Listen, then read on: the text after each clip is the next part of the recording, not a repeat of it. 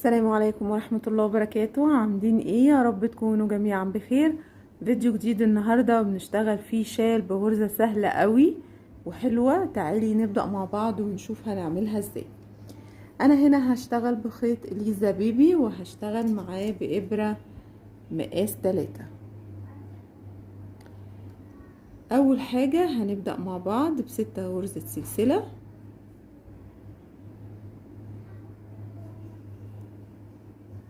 دي كده عقدة البداية. بعد كده بعد 6 غرزة سلسلة،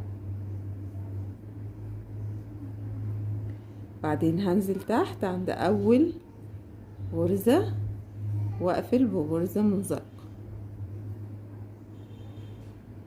هنرتفع بعد كده 3 غرزة سلسلة، هاخد لفة وجوه الدايرة هشتغل عمود واخد لفة وارجع تاني لنفس المكان اشتغل العمود التاني. انا هنا اشتغلت عمودين مع سلاسل الارتفاع، يعني بقى عندي 3 عمود. هشتغل 2 غرزة سلسلة واخد لفة وارجع تاني جوه الدايرة واشتغل كمان 3 عمود جنب بعض.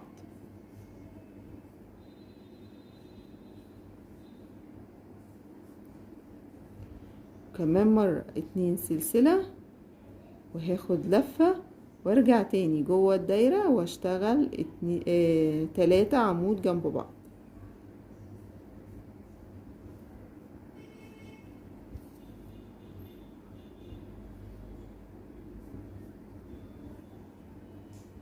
واكرر كمان مرة 2 سلسلة وهاخد لفة وجوه الفراغ هشتغل كمان مرة 3 عمود جنب بعض.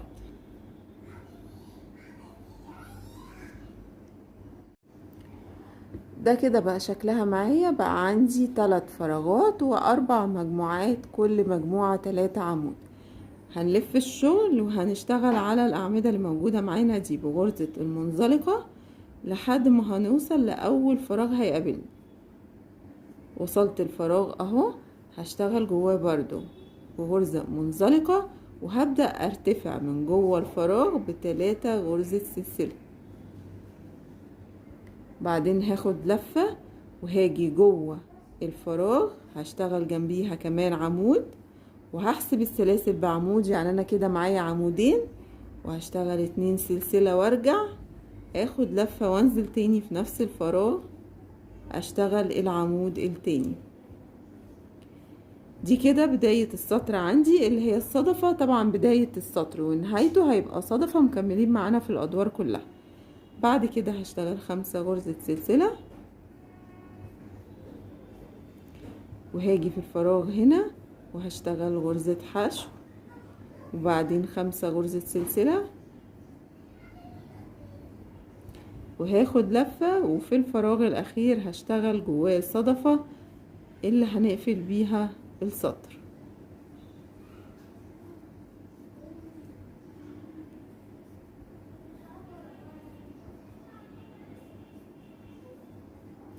بالشكل ده. ده كده بقى شكلها معايا. هرتفع 3 غرزة سلسلة للسطر الجديد، هلف الشغل هشتغل جوه الصدفة صدفة بنفس الطريقة. بعد كده هشتغل 5 غرزة سلسلة وهاجي عند الفراغ هنا وهشتغل غرزة حشو. بعدين هاخد لفة على الإبرة وهاجي عند غرزة الحشو دي وهشتغل جواها 5 عمود بلفة.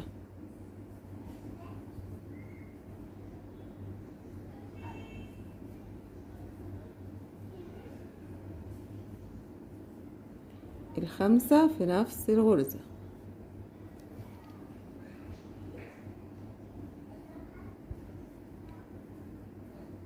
وزي ما ابتديت هنا بحشو فهاجي عند الفراغ بتاع السلاسل واقفل بحشو.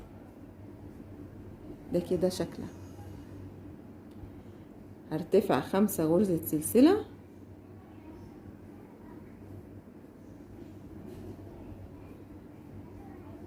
وهاخد لفة وجوه الصدفة هشتغل صدفة اقفل بيها السطر. 2 عمود، 2 سلسلة، 2 عمود. ده كده بقى شكلها. هرتفع السطر الجديد 3 غرزة سلسلة وهلف الشغل، وفوق الصدفة هنا هشتغل صدفة اللي ببدأ بيها السطر.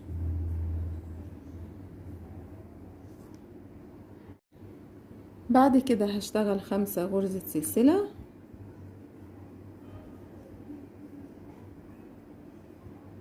وهاجي عند الفراغ هنا وهشتغل غرزة حشو، وبعدين 5 غرزة سلسلة، وعند مجموعة الأعمدة هنا هاجي عند العمود الثالث وهقفل بغرزة حشو بالشكل ده. بعدين هرجع تاني 5 غرزة سلسلة وهاجي عند السلاسل وهقفل بغرزة حشو، وبعدين هرتفع تاني 5 غرزة سلسلة وهاخد لفة، وجوه الصدفة هقفل بصدفة اقفل بيها السطر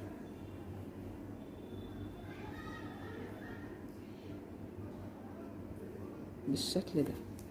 السطر ده كله فراغات كده. تمام. قفلت السطر بالصدفة وارتفعت 3 غرزة سلسلة ولفيت الشغل، وبدأت السطر الجديد بالصدفة زي ما احنا متفقين ان الصدفة معانا في اول ونهاية الشغل في الاسطر كلها. بعد كده هشتغل 5 غرزة سلسلة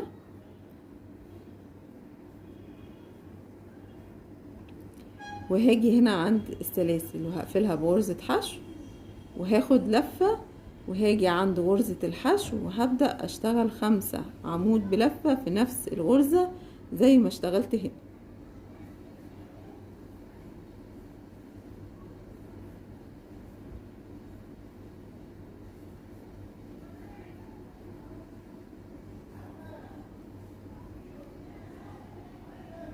بعد كده هاجي عند الفراغ بتاع السلاسل وهقفل بغرزة حشو، وبعدين 5 غرزة سلسلة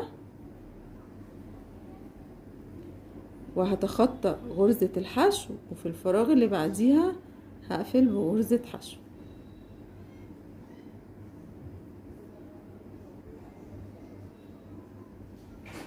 بعد كده هاخد لفة، وفي غرزة الحشو الموجودة قدامي دي هكرر نفس اللي عملته في غرزة الحشو اللي قصادها هنا، هشتغل فيها 5 عمود بلفة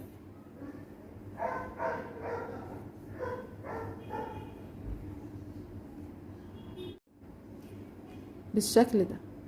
بعد كده هاجي في الفراغ بتاع السلاسل وهقفل بغرزة حشو وهرتفع 5 غرزة سلسلة وهاخد لفة وهقفل السطر بصدفة. هي دي الغرزة بتاعتنا، تكرار لنفس الاسطر اللي انتي شفتيها دلوقتي.